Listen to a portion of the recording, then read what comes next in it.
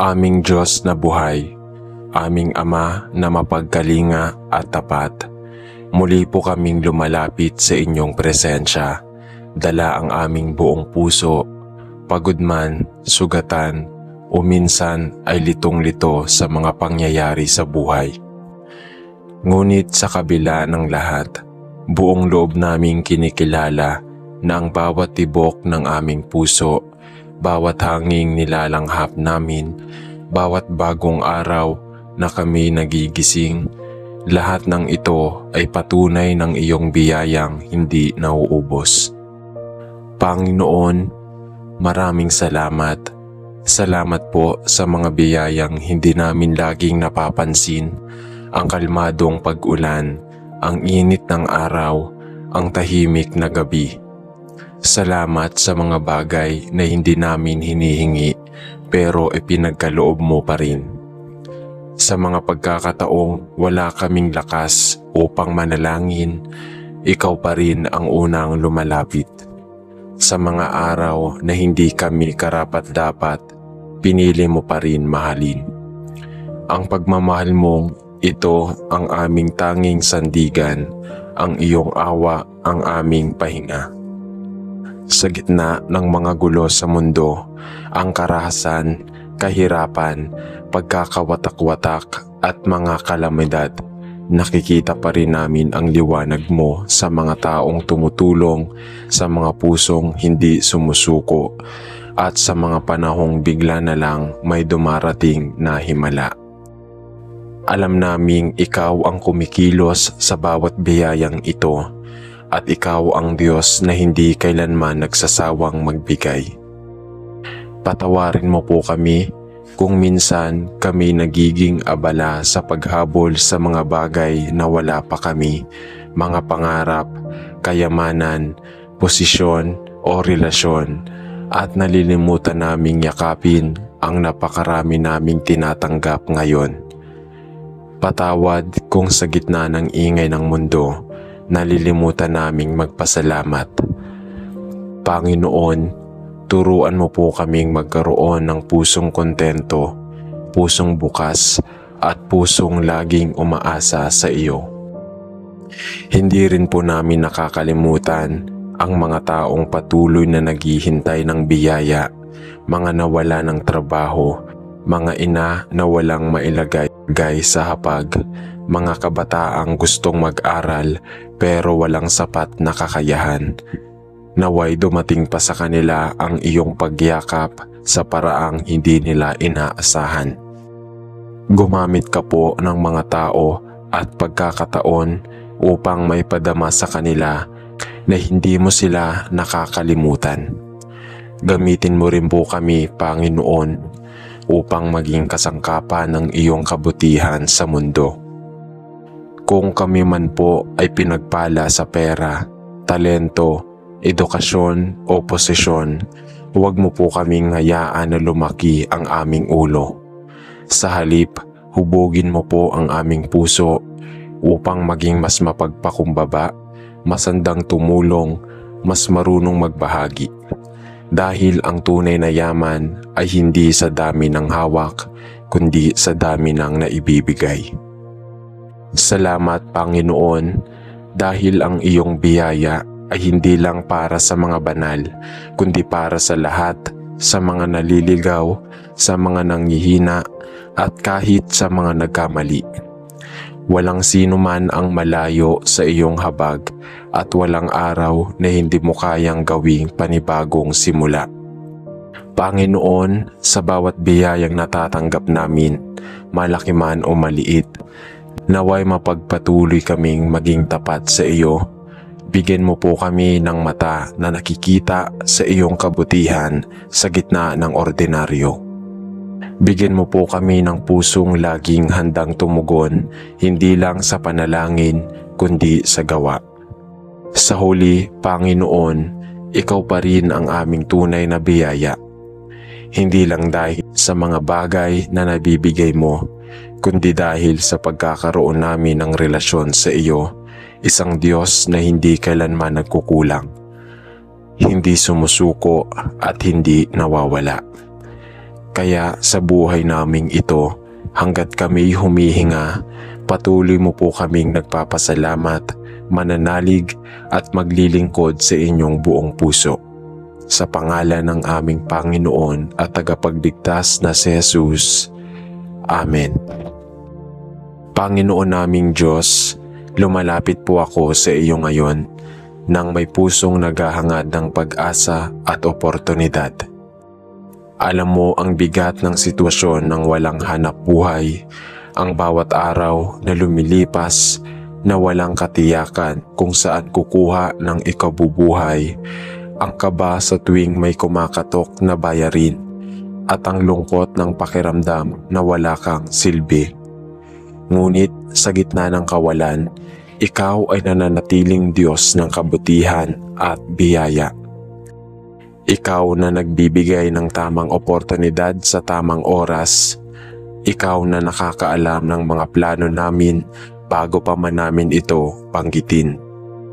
Panginoon, idinudulog ko sa iyo ang aking paghahangad ng isang trabaho, hindi lang para sa sariling kaginhawaan, kundi para sa makatulong sa aking pamilya at maging daluyan ng iyong kabutihan sa iba. Bigyan mo po ako ng lakas ng loob sa bawat aplikasyon, karunungan sa bawat panayam, at tapat sa tuwing dumarating ang takot at duda. Kung may pagkakataong ma-reject ako, naway hindi ito maging hadlang sa pananampalataya, kundi maging hakbang patungo sa tamang lugar na iyong inilaan. Sa huli, hindi lang ang trabaho ang hinihiling ko, kundi ang mas malalim na pagtitiwala na sa bawat yugto ng buhay, ikaw ang may hawak ng direksyon. Salamat sa iyong mga biyayang hindi nasusukat sa sweldo o titulo, kundi sa kapayapaang ibinubunga ng tiwala sa iyo. At kung dumarating man ang araw na makakamit ko ang aking ipinapanalangin, tulungan mo akong manatiling mapagpakumbaba at huwag kalimutang ibalik sa iyo ang papuri. Sa iyo ko po iniaalay ang lahat. Amen. Aming mapagmahal, salamat sa kaloob mong mga kaibigan, mga taong hindi kadugo pero tila bahagi ng puso. Sa mundong puno ng inggit, kompetisyon at pagkukunwari, isang biyaya ang makatagpo ng taong totoo, tapat at tanggap ka kahit hindi ka perpekto. Maraming salamat, Panginoon, sa mga taong kasama sa halakhak, sa iyakan, sa katahimikan at sa mga panahong gusto mo na lang sumuko pero may isang kaibigang hahawak sa iyo at magsasabing kaya mo yan. Panginoon, turuan mo akong maging ganitong klaseng kaibigan din, yung hindi lang nandyan kapag masaya, kundi lalo nang nandyan kapag ang mundo ay tila bumibitaw. Nais kong maging biyaya rin sa iba, makinig, umunawa, umalalay at magmahal ng walang kapalit. Sa mga pagkakataong may tampuhan, turuan mo akong mapagpakumbaba. Sa mga panahong hindi kami nagkakaintindihan, bigyan mo ako ng pasensyang gaya ng iyo, mahaba, malawak at marunong maghintay. At kung may mga kaibigan man akong nawala, nasaktan o napabayaan, patawarin mo po ako at naway ituwid mo ang aming mga puso. Patuloy mo pong basbasan ang mga taong naging liwanag sa akin at naway hindi kami mapagod sa pagpili ng kabutihan sa bawat isa. Salamat sa biyaya ng samahan at sa paalala na hindi kailangang dumaan mag-isa sa buhay. Amen. Panginoon, maraming gabi na akong umiiyak nang hindi ko maintindihan kung ano ang dahilan. Maraming araw na akong naglalakad ng may ngiti sa labi pero basag sa loob. Sa tuwing sinusubukan kong maging matatag, mas lalo akong bumibigay. Pero kahit sa gitna ng kawalan ng lakas, ikaw pa rin ang nahahawakan ko.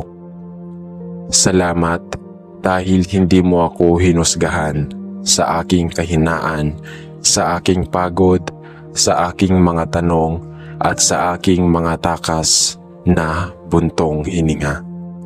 O Diyos, bigyan mo ako ng biyaya na muling magbangon, hindi lang pisikal kundi emosyonal. Gamitin mo ang mga sugat na hindi kita, ang mga takot na hindi ko maibulalas, at ang mga lungkot na walang paliwanag.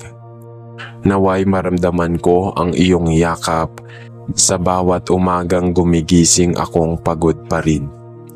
Palitan mo ang aking mga luha ng kapayapaan, ang aking pag-aalala ng katiyakan, at ang aking kahinaan ng iyong lakas. At habang dahan-dahan akong bumabangon, huwag mong hayaang mag-isa akong maglakad. Gamitin mo ang mga tao, salita at pagkakataong bilang mga tulay patungo sa kabuuan. Patuloy akong aasa kahit pa matagal ang pagaling, sapagkat alam kong kasama kita sa bawat akbang. Salamat sa biyaya ng bagong simula, ng emosyonal na katatagan at ng pag-asang hindi nauubos. Amen. Aming Ama na nasa langit, dumudulog po ako sa iyo ngayon, dala ang puso kong puno ng pangamba dahil sa mga kakulangan sa aking buhay. Panginoon, maraming beses ko nang naranasan ang hindi sapat, kulang sa pagkain, kulang sa pera, kulang sa pahinga, kulang sa atensyon, kulang sa tiwala sa sarili. Minsan napapaisip ako kung hanggang kailan ako kakapit sa manipis na pisi ng pag-asa. Pero sa bawat araw na dumaraan, ipinapakita mo sa akin na sapat ka. Hindi palaging sagana ang mesa, pero palaging may tinapay. Hindi palaging buo ang loob ko, pero palaging may dahilan para bumangon. Panginoon, salamat sa iyong biyaya na hindi nakabase sa kung ano ang meron ako, kundi sa kung sino ka sa buhay ko. Nais ko pong matutunan ang tunay na pananampalataya, yung pagtitiwalang kahit walang kasiguraduhan, buo pa rin ang paniniwala ko na hindi mo ako pababayaan. Gamitin mo po ang aking kakulangan para ipakita ang iyong kapunuan. Tulungan mo po akong maging makontento, ngunit huwag tamad. Maging matyaga, ngunit hindi desperado. Maging masipag, ngunit hindi sakim. At higit sa lahat, Panginoon, nais ko pong sa kabila ng mga bagay na wala ako, mas makita ko ang mga bagay na hindi kayang bayaran ng pag-ibig, pamilya, katahimikan at kapayapaan na mula lamang sa iyo. Salamat sa biyayang hindi nasusukat sa halaga, kundi sa pag-ibig mong laging sapat. Amen. O Diyos na lumikha ng langit at lupa, ikaw na nagsabing narito, ginawa kong bago ang lahat. Narito po ako ngayon, bitbit ang pagkabigo, pagkakamali at kahapon na mabigat dalhin. Marami na akong nasayang na oras, maling desisyon, maling taong pinagkakatiwalaan at pagkakataong hindi ko pinahahalagahan. Ngunit sa kabila ng lahat ng ito, binubuksan mo pa rin ang pinto para sa panibagong simula. Panginoon, salamat sa biyaya ng ikalawang pagkakataon o minsan pangay ikasampu o ikasandaan. Sa iyong walang hanggang awa, tinuturo mo sa akin na hindi pa huli ang lahat. Hindi mo hinahanap ang perpekto, hinahanap mo ang pusong handang magbagong buhay.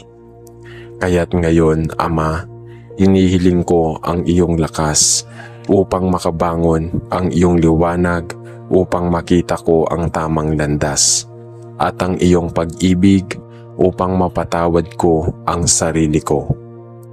Palitan mo po ang takot ng pananampalataya ang pagsisisi ng pag-asa at ang paggalugmok ng direksyong mula sa iyo. Nais kong mamuhay ng hindi bilang biktima ng nakaraan, kundi bilang anak mo na may bagong simula. Salamat sa biyaya ng pagbabago, biyayang tumatanggap, tumutuwid at gumagabay. Amen. Panginoon, inilalapit ko po sa iyo ang lahat ng kabataang kagaya ko, mga nalilito sa direksyon ng buhay, sa kung anong kurso ang tatahakin, kung tama pa ba ang landas o kung may pinapatunguhan pa ba ang mga pangarap. Minsan, parang paulit-ulit na lang ang lahat. Gising, pagod, aral, alanganin. Minsan naiisip kong sumuko pero alam kong may plano ka. Salamat sa paalala mong hindi kailangang alam ang lahat basta't buo ang tiwala sa iyo. Bigyan mo po kami ng biyaya na malinaw na pananaw, ng lakas ng loob na subukan kahit may takot, at ng tapang natanggapin ang pagkakamali. Sa mga kabataang naiipit sa pressure ng pamilya, ng lipunan o ng sariling pangarap, yakapin mo po kami. Sa mga nakakaranas ng comparison, rejection o depresyon, pukawin mo po kami mula sa pagkakakulong sa sarili at sa mga umaasa ng direksyon mula sa iyo. Marinig nawa namin ang iyong tinig sa gitna ng katahimikan. Tulungan mo po kaming huwag mawala sa tunay na layunin na ang bawat takbang namin ay hindi lang para sa sariling tagumpay, kundi para sa iyong kaluwalhatian. Salamat po sa biyaya ng pag-unawa, pagtuwid at pag-akay. Amen. Panginoon, narito po ako sa iyong harapan. Bit-bit ang katawang lupang pagod na at pusong tila gusto nang bumitaw. Sa araw-araw na pagbangon, tila wala nang saysay ang paulit-ulit na gawain. Sa bawat buhos ng lakas, may kapalit na pangungulila sa sarili kong kapayapaan. Parang ako na lang ang nagbibigay, ngunit walang bumabalik. Parang ako na lang ang sumusubok, ngunit walang pagbabago. Ngunit sa gitna ng lahat ng ito, naroon ka, tahimik ngunit naroroon. Marahan mong ipinapaalala na hindi ko kailangang kayanin ang mag-isa. Hindi mo hinihingi ang perpektong tapang, kundi ang pusong handang tumingin ng tulong. Salamat, Panginoon, sa biyaya ng pag-asa, kahit sa gitna ng pagkaubos, sa bawat pagod na gabi, may pag-asang umaga. Sa bawat luha, may kalmadong yakap. Ipaalala mo po sa akin na sapat ka, kahit kulang ako. Sa bawat araw na gugustuhin kong sumuko, bigyan mo po ako ng paalala kung bakit ako nagsimula. Salamat sa biyayang nagpapatuloy kahit ako'y pagod, dahil ikaw ang nagpapahinga sa aking kaluluwa. Amen. Aming mapagmahal na Ama, sa gitna ng katahimikang puno ng pagdadalamhati, inilalapit ko sa iyo ang puso kong binasag ng pagkawala. Sa pagpanaw ng taong minamahal ko, tila ba huminto ang mundo at hindi ko alam kung kailan muling iikot. Panginoon, sa gitna ng sakit, yakapin mo po ako. Hindi ko naiintindihan pero gusto kong maniwala na may kapayapaan sa likod ng bawat pagluha. Ang bawat alala ay parang pait at aliw sa parehong sandali. Turuan mo akong tumanggap, ngunit huwag makalimot. Tulungan mo akong alalahanin ng may pasasalamat, hindi paninisi. At sa mga gabi ng pananahimik kung saan walang makakaintindi, kundi ikaw, dumating ka po, Panginoon. Dalangin ko po na sa aking mga panaginip, Gamutin mo ang mga puwang sa puso kong hindi kayang punan ng tao. Salamat po sa biyaya ng pag-ibig na ipinadama sa akin ng taong nawala, at higit sa lahat, salamat sa biyaya ng kapatawaran, katiyakan at buhay na walang hanggan. Amen. Panginoon, matagal ko nang tinitingnan ang salamin na may tanong sa puso. Sapat pa ba ako? Minsan, hindi ko gusto ang nakikita ko, hindi dahil sa panlabas, kundi dahil sa lahat ng kahinaan, takot at kahihiyan na kinikimkim ko. Paulit-ulit kong pinagdududahan ang sarili kong halaga, at paulit-ulit mo rin akong tinatawagan na anak. Kaya ngayon, Panginoon, tinatanggap ko ang pang-anyaya mong mahalin ang sarili ko gaya ng pagmamahal mo sa akin. Salamat sa biyaya ng pagtanggap sa aking mga pagkukulang, kabiguan at kwento.